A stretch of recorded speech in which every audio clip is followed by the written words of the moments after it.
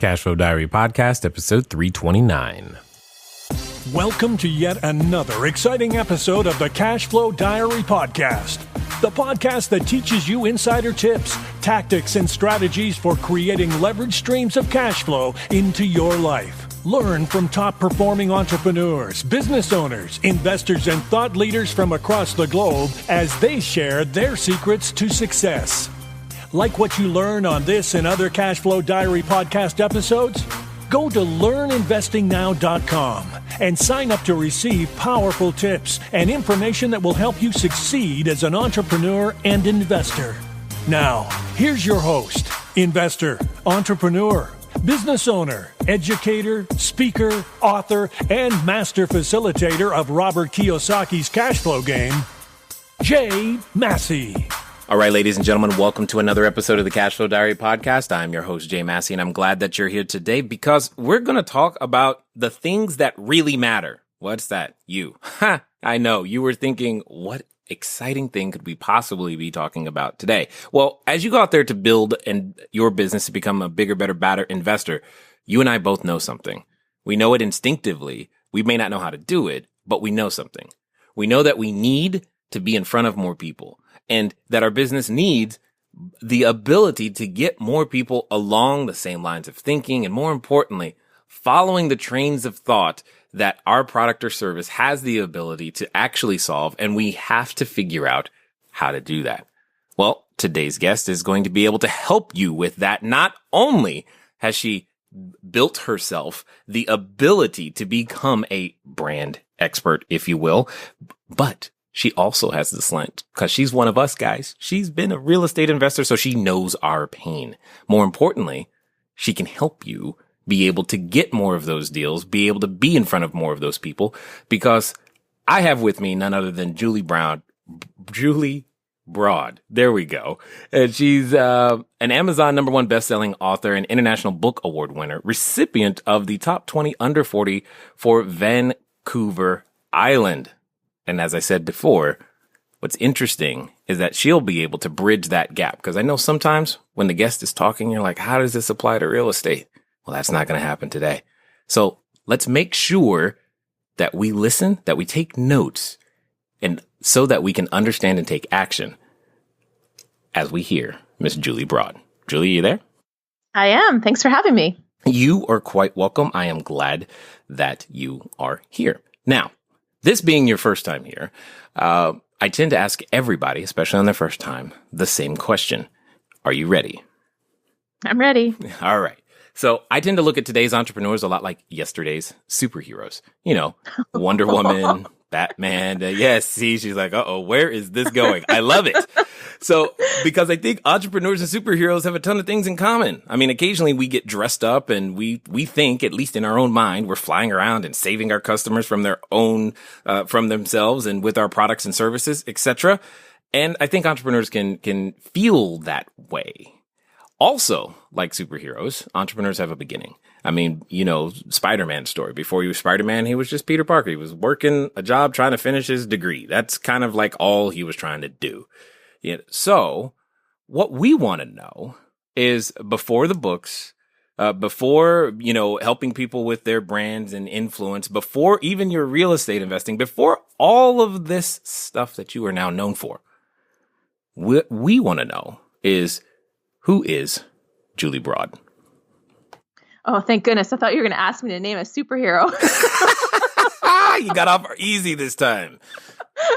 I thought, who can I name? Oh, Jessica Jones. Oh, no, she's an alcoholic. Oh, well, there it is. Go Netflix. Exactly. Love it. So before all that, I was really ultimately, when I graduated university, the first job I took was a sales job, not because I was inclined towards selling at all. I'm actually a pretty high introvert. Whoa. Hold on. Yeah. I got to stop. Okay. This is great.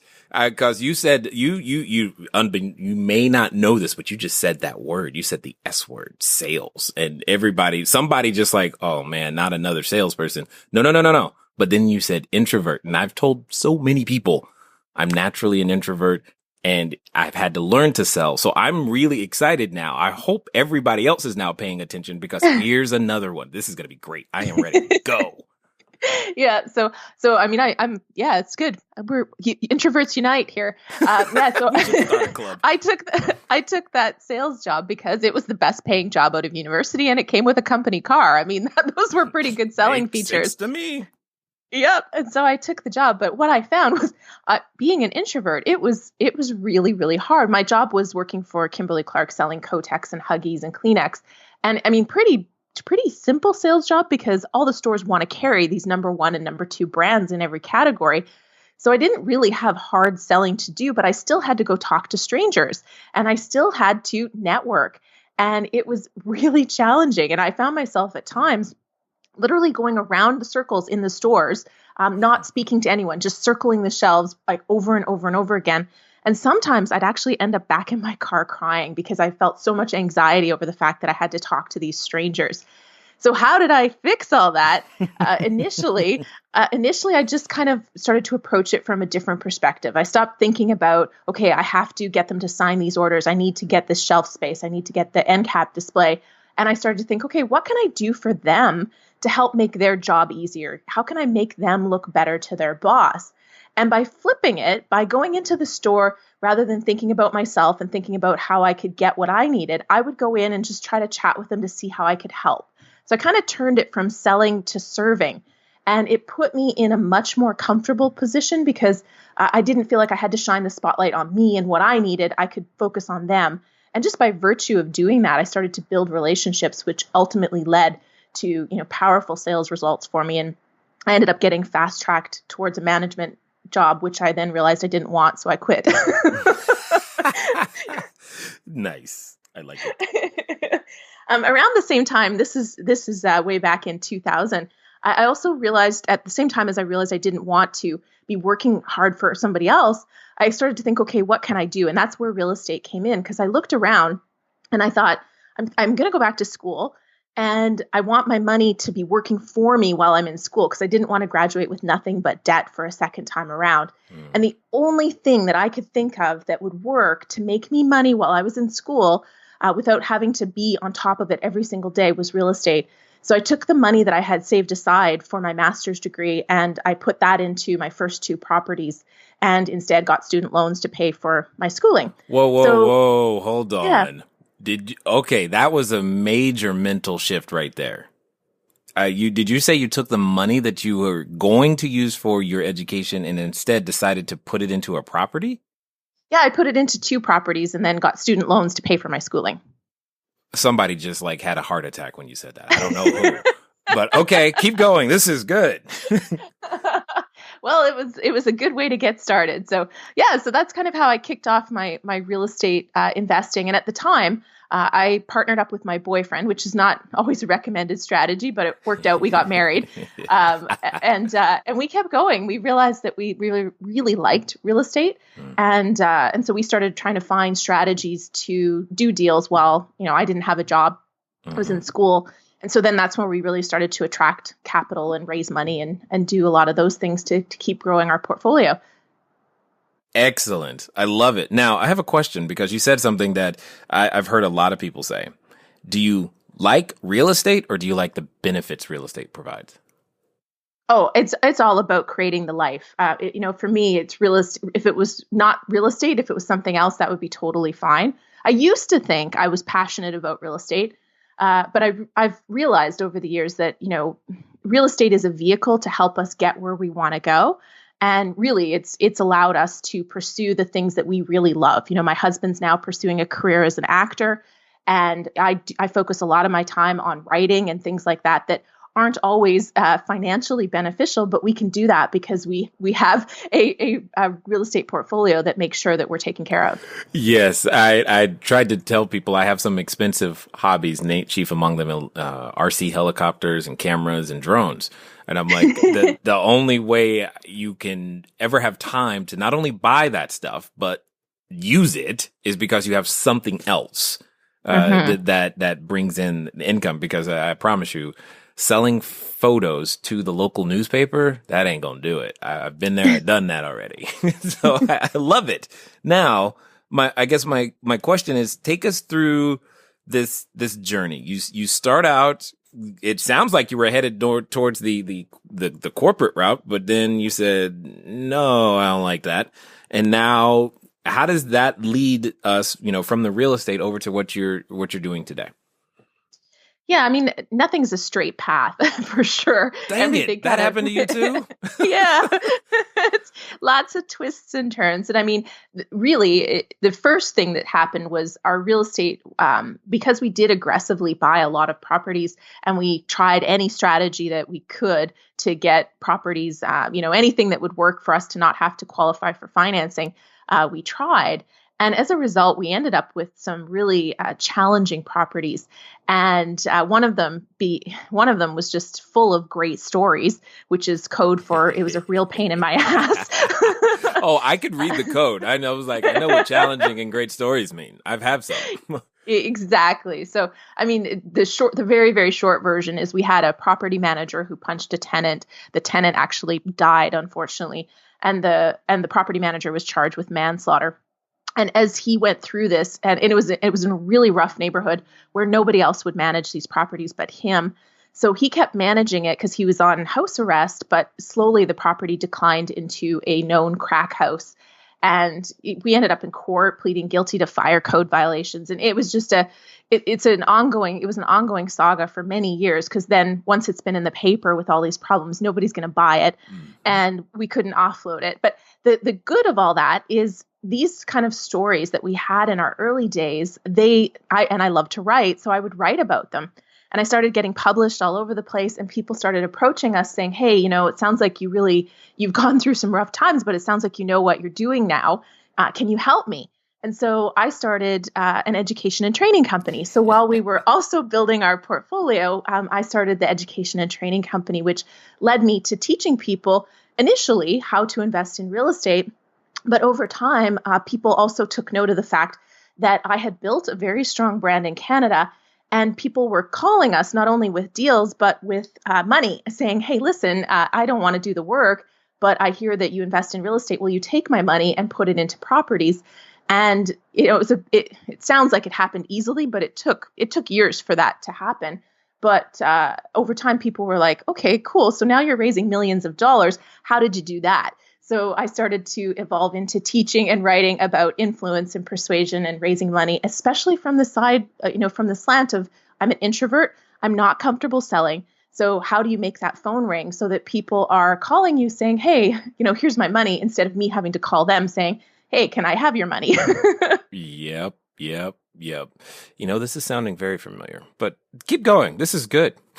This is good. I'm like, I know for those that are listening, they're like, they would probably be thinking that we already knew each other, or that we were doing this at the same time together, because your story and mine are lining up right here in so many ways. It's just pretty funny. So this is good. Keep going though. Yeah, and for the record, today was the first time we've ever talked. Yeah, I know, right? Tell them, right? They're like, what? How is that possible? Yes, because it's systematic. It's not, personality. It's so many things, but this is good. Keep going. Yeah, I mean, really, what works is what works. And it's funny because when I've worked with people in the past, they always try to do different, like, I'll say, okay, you can try whatever you want, but here's what works. And and then, of course, they still want to go try, they still want to try raising money by a text message, which doesn't work. Oh, God. Okay. Do we know the same people? Anyway, keep going. This is good.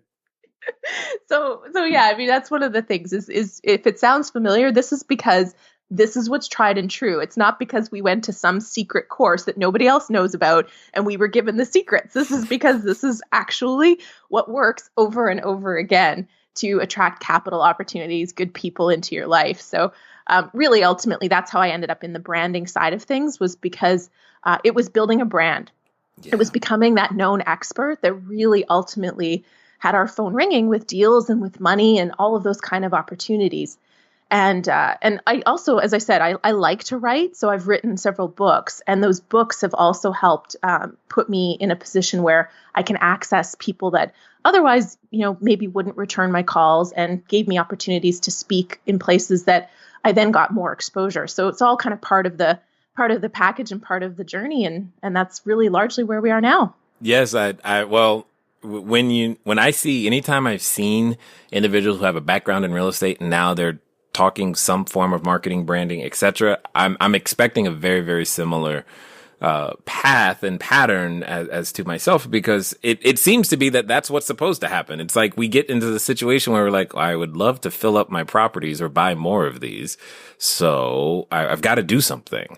And it can be one of those things that we just don't know how to do. Now, when your undergrad or master's, did they have anything to do with building a personal brand, influence, sales, any of that? No, and that's one of the things I talk about actually quite regularly. I'm very happy I did an undergrad degree, because it's kind of that time in my life where I didn't know what I wanted to do. But my master's, honestly, to me, it was a step back. I left an income that if I would have stayed there, I could have bought more properties. And truly, because I could have qualified, I would have had some more cash to put towards them. And I gathered more debt going to school. And really, even though I actually studied real estate, I did a master's in finance and real estate. It didn't help me with being an entrepreneur. I had to go out and seek mentors. Hold on. There's a person who needs to hear that, and I know they were washing dishes, they're on the treadmill. I want you to say that part, specifically that part about degree and how it related to you being an entrepreneur, or rather didn't. Yeah, exactly. The master's degree, I mean, even the undergrad, it really did not help me be an entrepreneur. I had to go out and find the people who were doing what I wanted to do, pay them to learn from them. And that's where I learned sales, persuasion, even a lot of the real estate stuff that worked. I learned it from other people who were out there doing it, not from school. Yeah. So with that being the case, I would like your take on the following statement. I tend to believe we have more of a schooling system, not an education system. Your thoughts? Yeah, I really think that the schooling system, as you call it, is geared towards creating great employees. And it really creates, I call them corporate drones. And again, I'm coming from a master's in business perspective. So this is what they taught us. They even told us what suit color to wear. For your first interview, wear a brown suit. For your first interview, wear a navy blue suit. For the second interview, wear a brown suit. That was the kind of They're creating these perfect little corporate drones, and they prep you for the interviews so that we all say the same thing. We all do the same thing. And I mean, I'm being a little extremist here, but it's not a way to create an entrepreneur, because an entrepreneur has to do things differently. You have to take risks. You have to stand out. If all you do is fit in, you're never going to be a successful business person, because nobody's going to know who you are, and they're not going to know what value you're bringing to the world. Indeed. Now, then you can speak very intelligently about this next question, because I know, again, there's a person listening, and you have an insight that you're coming from a perspective I can never come from. I dropped out of school. We were squatting in bank-owned property. It was a completely different, hey, let's go do real estate, than where you're coming from. So my thought process, or my question would be, because I know someone's listening, they are in that corporate environment. They do have a decent income at this moment, but yet you managed to find your superhero moment. It's that moment that I always call where the superhero realizes, hey, I have a special skill, or there's something special that I can do that can help other people. And they have to choose, am I going to use it for good or evil? And then they eventually, usually decide to use it for good. And we call those guys the heroes, or gals the heroes, and the ones that do it for evil or the villains, etc. And this same thing happens with a lot of would-be entrepreneurs. They're in this, I want to go for this new thing, but the familiar is calling me, and I understand how this world works. And it takes a certain amount of courage to say, step out on your own. You found it. And I want to know, what is the source of that courage, and how can someone else access it for themselves? Ooh, that's tricky. I mean, for me, it was really a deep frustration. So after I did, I just got mad and left. Yeah. yeah, kind of. Really, I mean, at the end of the day, I after my MBA, I did take another corporate job for a while, and it was good for a period of time. And part of it was that I had this thing in my head that I had to get to a 6-figure salary. That was my goal. And a couple things happened. I hit the 6-figure salary mark, and I went, oh. This is it. Like, this is what I've been working so hard for. Crazy. And again, this is because I was setting a goal based on a financial number, not based on the life I actually wanted to live and the things I wanted to do in my day. That was kind of the trick there. But the other thing was, and it was really a pivotal moment. I had spent months working on the year-end plans or the following year's plans. I ran 3 offices across Canada for this company, and then I went to the meeting with the president. We were getting ready to present this to the board of directors. And instead of any of the stuff that was on my plan, he slid this one page across the boardroom table to me and said, here are your team's 3 goals. And underneath are the 5 ways that you're going to achieve them. And so basically he shoved me in a corner and said, here's how you're going to here's the results you need to get, but you have no control over how you're going to get them. Wow. And it was just in that moment where I thought, this is not what I want for my life. I want to have some control over what happens in my day. And if I screw up, I'm fine to be accountable for that. But, if you're telling me how to do something and I still screw up, that's not fair. And so I just kind of said in that moment in my head, I didn't quit in that moment, but that would have made a good scene though. It would have made a good scene. It would have.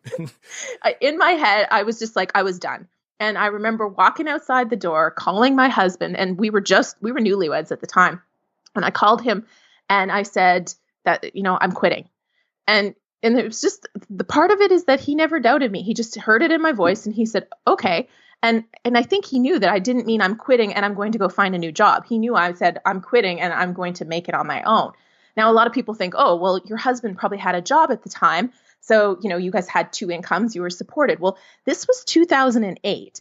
And anybody in real estate should remember what 2008 meant. They try not to. They try. They're trying not to remember that. But never forget that. Okay, because this kind of thing, you need to remember those moments to make better decisions for the future. But at the time, my husband was a commercial mortgage broker. Awesome. Yeah. So there was pretty much 0 commercial deals being done, which means that when you're on commission, you're making 0 income. So for him to not freak out when I'm saying, hey, honey, I'm going to leave my 6-figure salary that we're living on, that really helped me. I had this deep belief that this is what I needed to do no matter what the timing was. And he just didn't even question me. That combination gave me the courage I needed to just leap out and go full force into further building our portfolio as well as, developing the education and training company. Excellent. I agree. Now what? Now I'm messing with you. So here's the deal. You started your business and that's great, but now things are changing. The marketplace is changing. And more importantly, you're still looking for that thing that's going to make it, right? Here's something that I want you to realize, that I've come to realize, and I think all entrepreneurs eventually must come to grips with. The marketplace changes, your customer changes, your business changes. You have to be open to change. It's a privilege. You get to choose to change with the market, and that's okay. And if you can make that change, then, well, you never know what your life is going to look like. A few years from now, you might find yourself moving to Canada. Who knows? It could happen. Nonetheless, be open to it. Now, let's get back to the rest of the story. Speaking of your deep belief of this is what you needed to do, I think it's time we tell them what you do. Well, it's funny because I'm in a weird spot right now where I do a variety of things, and at the same time, I'm doing nothing. Right. I think I can relate to this. Yeah. Largely, I've wound down the real estate education and training company in the last couple of years, and I have some great people who teach my courses across Canada. So I have very little to do with that now. And then I moved into the branding space. But with my husband pursuing a career as an actor, we've kind of discovered that despite the mass amount of filming that's going on up here in Canada, especially in Vancouver, all the parts are really, any part that really matters is getting auditioned out of LA. So we're in the process of basically winding down a lot of our Canadian business operations and moving to Los Angeles. And so I'm in a funky spot where I kind of help people with self-publishing and do a tiny bit of consulting here and there.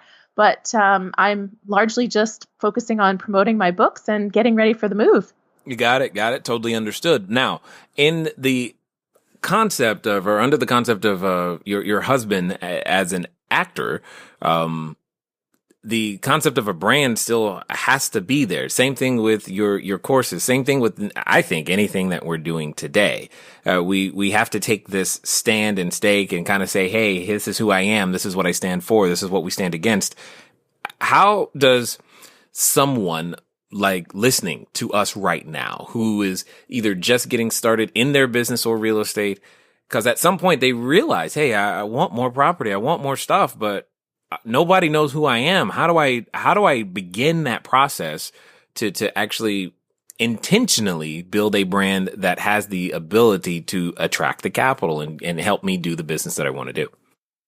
Yeah, absolutely. So I have kind of a simple way of explaining it. I call it the brand magic formula. Okay. And magic is an acronym. Oh. And it's kind of the key elements of your brand. And so the pieces you want to think through and create. So M is for message, and this is really having a clear and consistent message and delivering it over the right mediums. And the right mediums are first of all, something that you like. I would never tell you to go on Facebook or YouTube if you hate them, but you do have to have some mediums that you're communicating with people. But you also want to make sure that the people you want to reach are out there in the mediums that you're utilizing. So if you're on Snapchat, for example, you're probably not going to raise that much money because the demographics that are on Snapchat aren't the people with the cash. Right. So just as an example. So that's message. A is for appearance. And it's one of those things where when I talk about appearance, I'm not saying you need to be in a suit. But, the reality Amen. No suit. Exactly. But at the same time, if you're going to sit across from somebody and ask them to invest in a $2.5 million deal and you're wearing sweatpants, do you think that's going to go? Like, you'd have to have some strong branding in order to make that work. Exactly. I mean, I love them. They're super comfortable, but I don't feel confident. And that's ultimately what it comes back to, is what you feel confident in. And so you want to dress in a way that makes you feel awesome, like the expert that you are, or that you're presenting yourself to be in those scenarios. So that's part of it. And of course, taking care of yourself allows everything to kind of shine through from the inside out. So that's a big thing too for appearance. G is Google results. And this one is something people need to pay attention to already. Everybody's Googling you. The second they know they're going to talk to you, they're going to meet you, or even after they've met you, they go into Google and they type in your name. Okay. But what's coming? Okay, go ahead. Did you Google me? Of course. Of course you did. Awesome. Did you Google me? I did not. Oh, hey, cool. I just know my guy. Well, I didn't because it's not my job anymore. But the people who arrange these things, they did that. So it's not like you weren't Googled. You made it this far because whatever they saw, they liked, and ta-da, here we are. But this is interesting. I used to not give any credit to that. They just it was so. I was like, who cares what they find? And unfortunately, there are many African-American males with my name. And so police reports started coming out. And I was like, oh, this is not good. I got to do something about that. And that's kind of how I started putting stuff online, because I wanted them to find something better.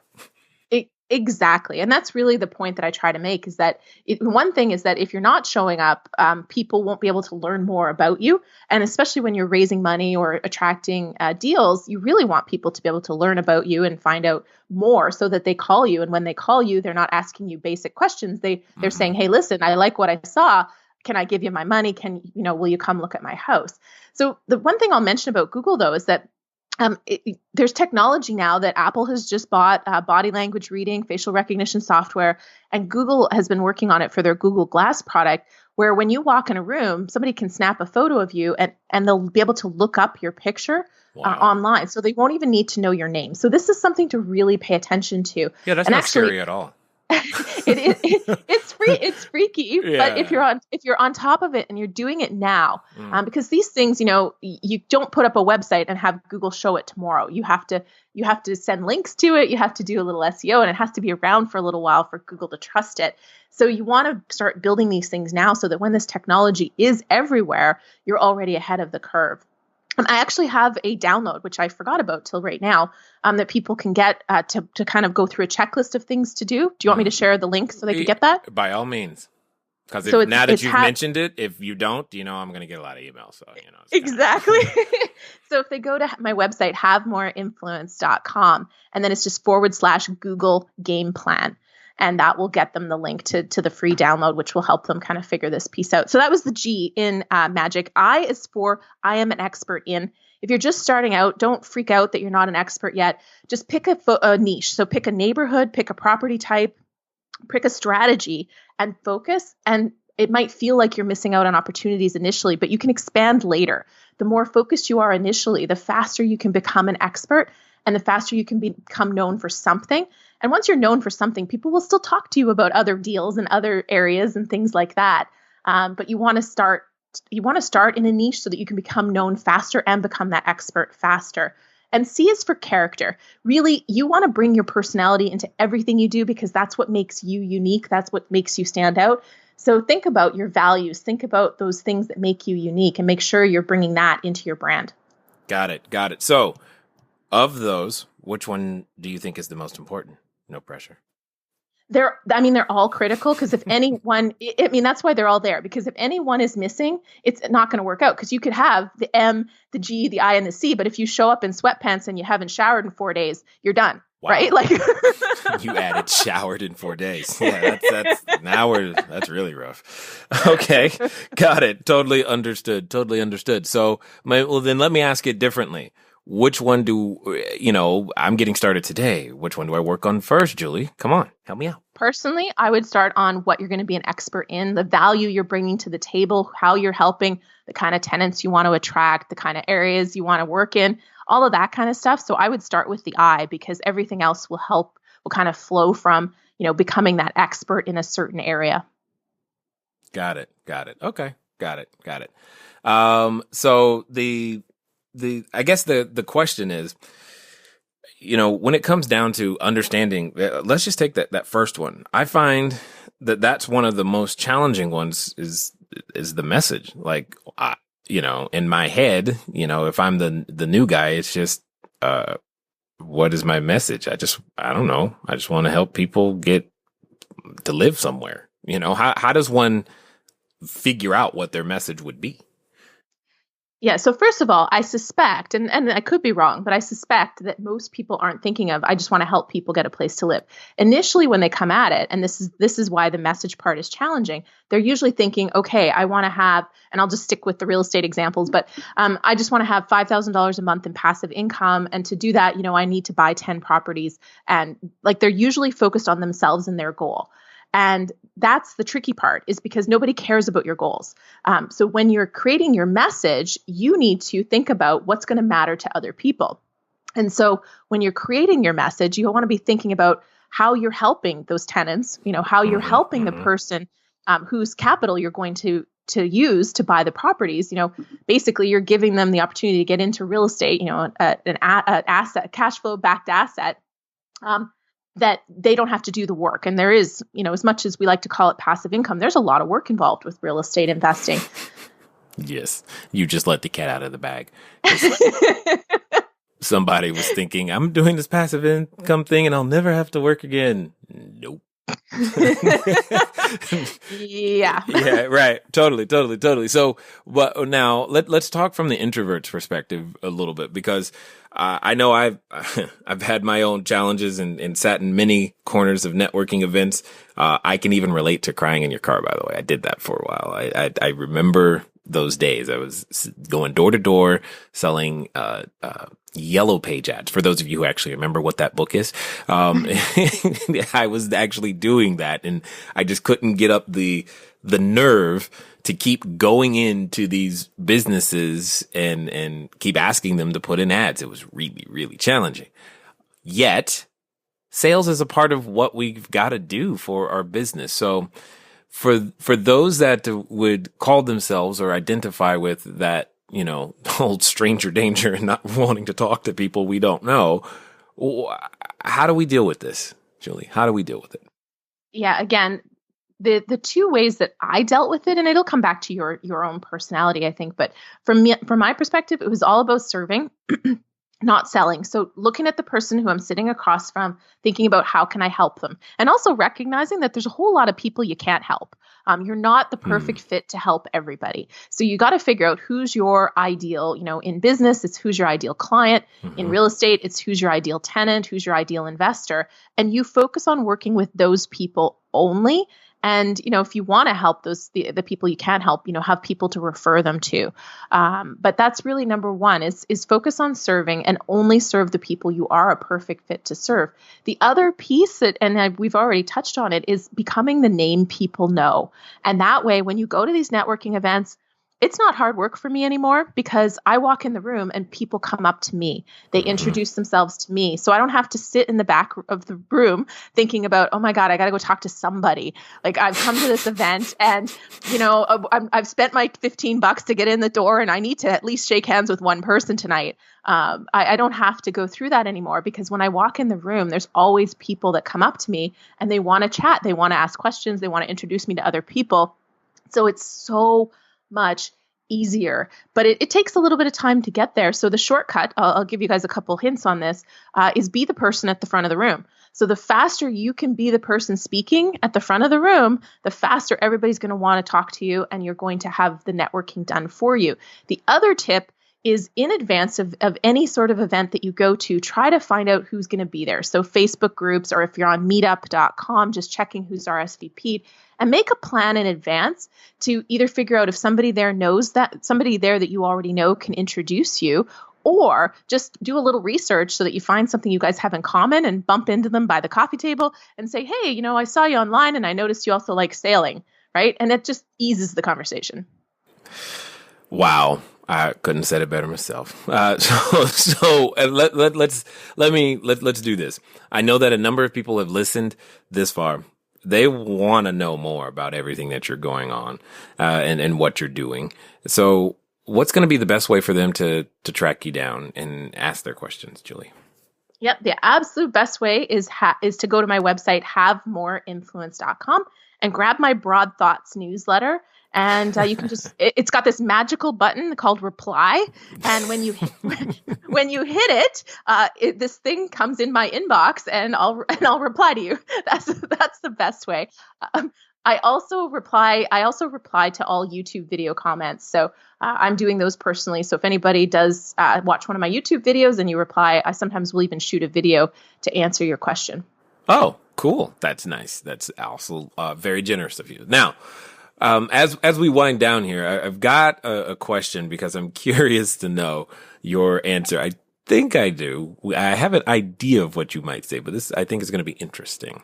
So let's pretend for a second that, someone listening this far, they're standing in front of the superhero outfit store. They think, hey, I want to be this entrepreneur. I want to do this thing. I want to make this happen for myself. I want to be like Julie. I want to go out there and they're choosing their cape and their colors and their tights and whatnot, so that they can put on their superhero outfit. However, in the back of their mind, they have the voice. And Julie, I think you know that voice. It's that voice that comes up every time we want to step into something bigger than our current place. And sometimes it tells us things like, who are we to think that you could do anything great? And for some people, they're actually related to that voice.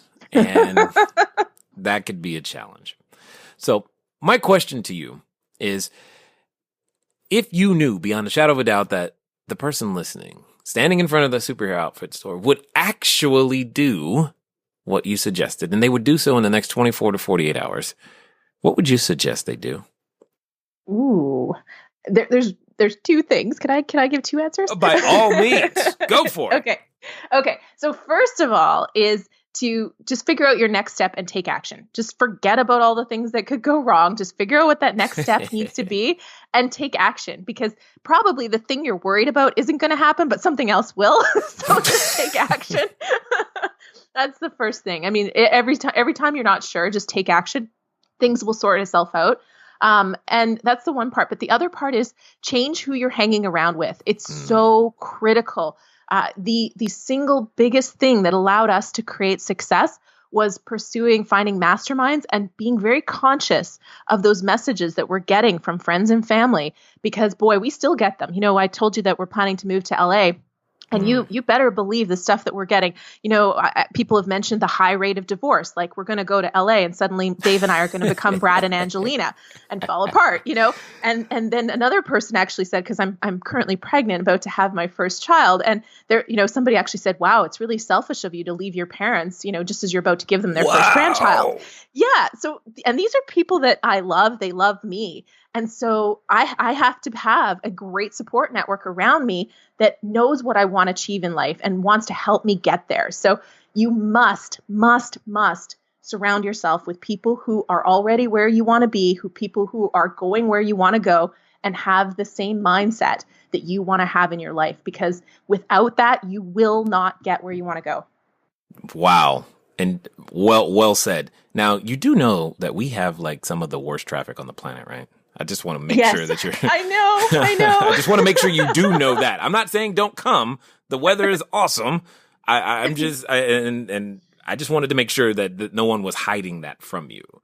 No, I've been there enough to know that. But the good news is most of the time I work from home, or I'll have an office that's within walking distance. So that's exactly what we do too. That was like the strategy. If I don't have to deal with the traffic, it doesn't really matter. Except for those few times I forget and I go to lunch at the wrong time, like when everyone else goes to lunch. I'm just like, dang it, why did I do that?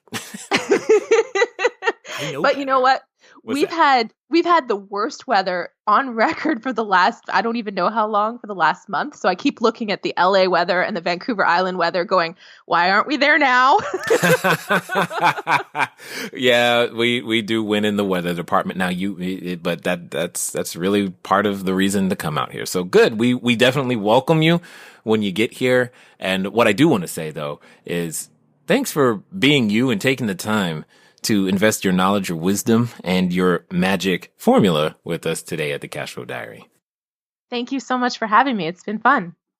All right, ladies and gentlemen, you know what time it is. It's time for you to move at the speed of instruction. I mean, today we've heard that the next step is the only step that really matters. And we know that, in fact, you already knew, but she just gave you now the permission to get rid of some friends and add some new ones, because sometimes who we're hanging out around with can influence our perspective, and it's your perspective on getting things done that I want to influence. So get on over there to havemoreinfluence.com. Make this happen. Start now, because it's the only time you and I have. It's been fun talking to you guys today. I look forward to talking to you soon. Until next time.